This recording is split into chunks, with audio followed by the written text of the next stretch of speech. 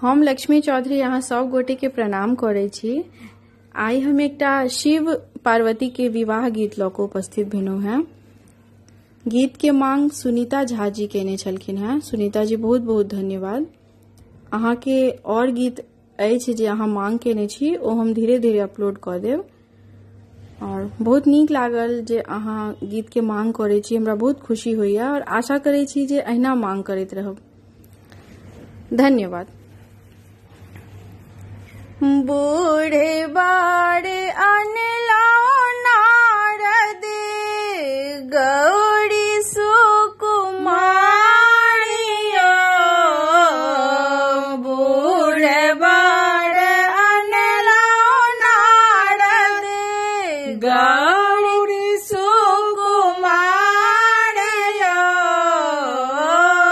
कनी कोन के लाओ नारद, कनी कोन के लाओ नारद,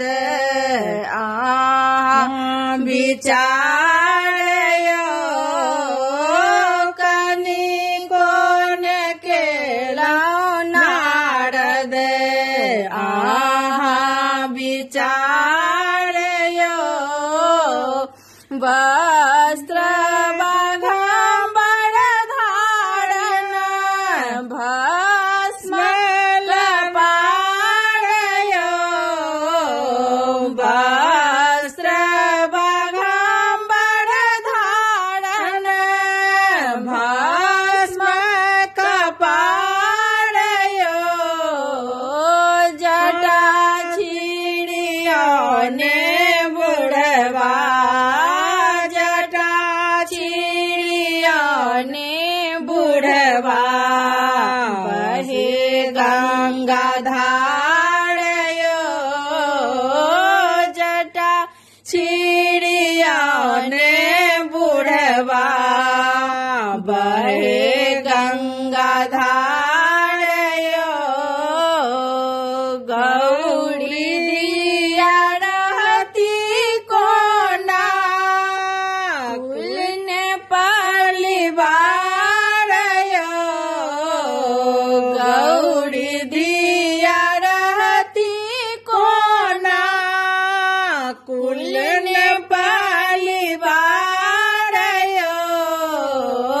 लिखल विधाता के हन, लिखल विधाता के हन, गौरी कपाड़यो, लिखल विधाता के हन, गौरी कपाड़यो, घर ने आंगन माँ शिव के बस के लथाड़यो, घर ने आंगन माँ शिव के बस के लथाड़यो,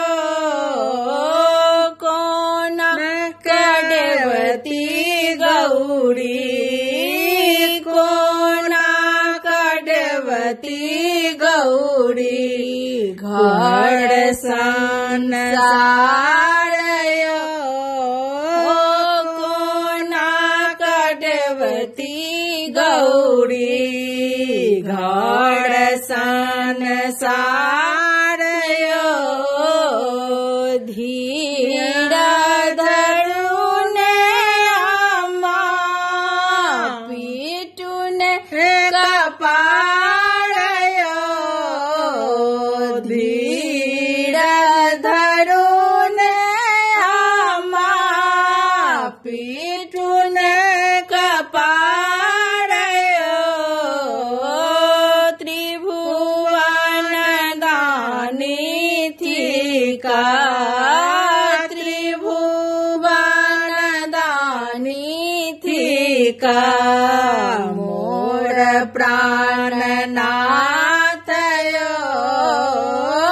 त्रिभुवन दानी थिका, मोर प्राणनाथ